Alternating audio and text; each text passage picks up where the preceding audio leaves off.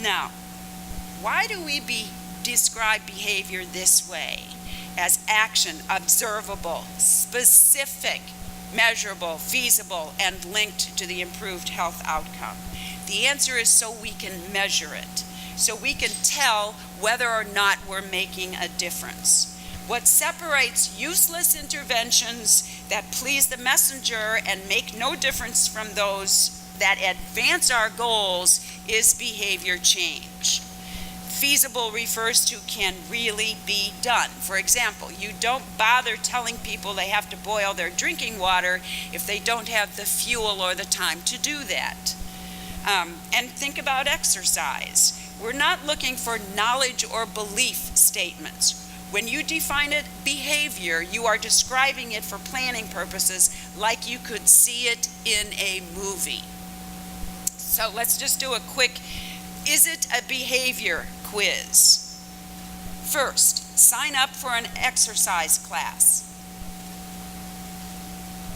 But that's not the behavior we seek. That's sort of the antecedent behavior.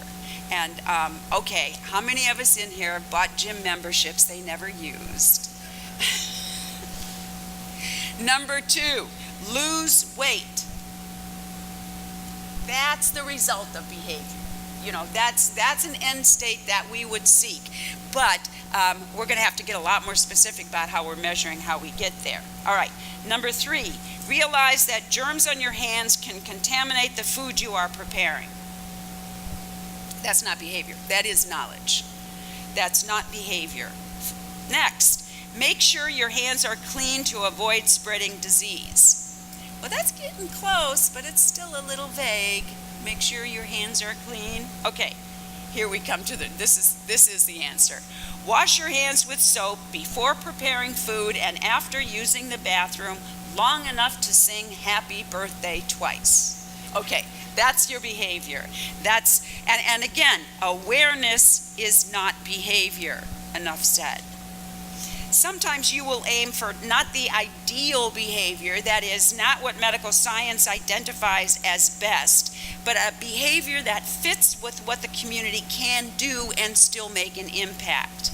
Community observation can identify behavior options, and that's, again, one size does not fit all. Community trials give priority group members a chance to try out options and determine what behavior is most feasible. All of these are ways to gather data and engage the community in defining the target behavior. And so I'll stop briefly here to remind you of the importance of community involvement and control, the target audience, point of view, and the audience research. Remember, living for 3.5 months with the Ma and Pa shop.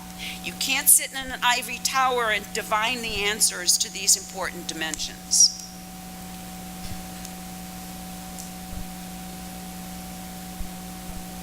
I'm sorry, we seem to have lost our advance button. Thanks.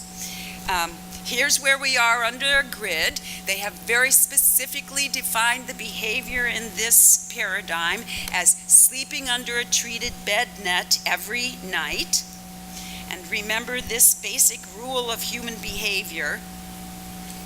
People take action when it benefits them, and barriers keep them from acting. Remember, people behave the way they do for reasons, whether or not you know what those reasons are, or whether or not those reasons make any sense to you. They do it for reasons. If you had to reduce your job as a social marketer to just one thing based on this principle, it would be to make the desired behavior fun, easy, and popular for your target market. Your job is to determine what moves people to action, what is going to make a difference in behavior, and what differentiates those who do the behavior now and those who don't. All right, the key factors on our chart are the reasons why people do what they do. People act in ways that benefit them, and they don't act when barriers get in the way. And it really isn't any more complicated than this. Although, again, You shouldn't let this simplicity lead you to believe that you can find the answers in your own heads. Remember, the answers to what constitutes a benefit and a barrier reside inside your target's head. A determinant of behavior is a key factor that makes a specific behavior more or less likely. And these are lists of determinants that are drawn from behavioral theories. This is an interesting list because you can tell that on the left-hand side are forces that are external to a person's own head. Access, policy, skills. On the right-hand side are internal determinants. That's what's in a person's head or heart and mind. That is skills. Skills is what a person really can do. Self-efficacy is what a person believes she can do. Culture is what the community believes and accepts, and perceived social norm is the individual's understanding of what's expected of him. Actual consequences versus perceived consequences. These are our common yearnings. You actually don't have to teach people what it is they want, because these are the things we all want. You have to show them how the desired behavior will help them achieve it. So again, you think about smoking cessation.